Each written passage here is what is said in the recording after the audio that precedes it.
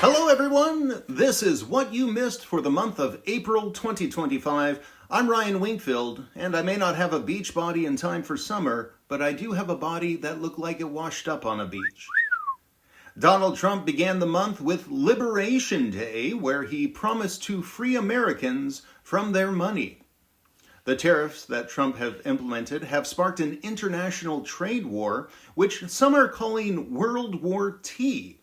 The difference between this and other world wars is that this time the U.S. has no allies. Look, the tariffs have gone back and forth all month, but as of this writing, it has basically turned into a pissing match between the U.S. and China. Unfortunately, the whole world is in the splash zone. Trump reached the 100-day milestone of his presidency with the lowest approval rating of any president at that point in their administration, narrowly beating out the previous record from Trump's first term. Boy, just imagine how bad it's going to be at this point in his third term. To be fair, his approval level is still above Democrats. Harvard University is suing the Trump administration after it froze federal grants for research. Good luck, Trump administration. I understand Harvard knows a few good lawyers. The Canadian Liberal Party had a big win in the country's election this month, fueled by opposition to Donald Trump. So at least he's bringing some people together. The Pope died this month, the morning after Easter Sunday. And you know what? It's always good to finish a big project right before you have to meet with your boss. Easter fell on 4/20 this year, so at least the Pope ended on a high note. Tens of millions of people in Spain and Portugal were left without power for almost a day after 15 gigawatts of power disappeared from the power grid in about 5 seconds. Gigawatts, you say? Sounds like someone got his DeLorean up to 88 miles an hour.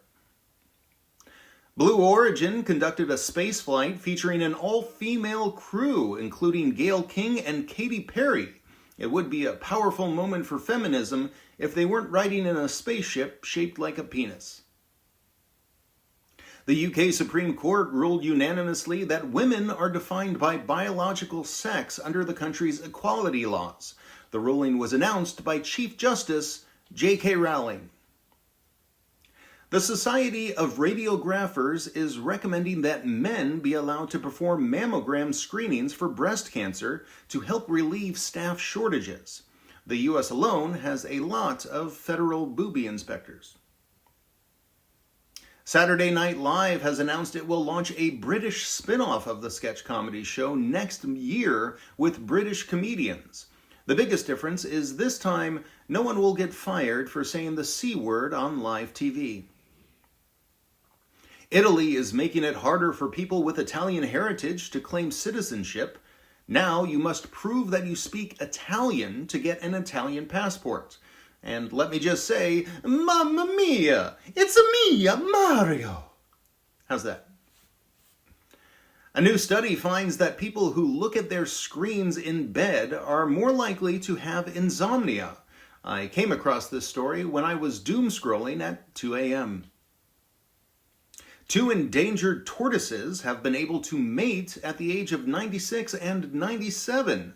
This story brought to you by Viagra. A biotech company says it has brought back dire wolves from extinction. Next, they plan to bring back White Walkers. The first ever human-robot half marathon was held this month in Beijing, where thousands of human racers competed with humanoid robots. The humans won, or at least that's what the robots want us to think. And finally, Google is developing an AI model that they hope will be able to learn to talk to dolphins. So far, all they've been able to decipher is the phrase, "So long, and thanks for all the fish." If you know, then you know. A big month coming up. The Vatican is picking a new pope, and P. Diddy is picking a jury. Make sure you subscribe so that you can catch up with what you missed. Thanks for watching. I'll see you next month.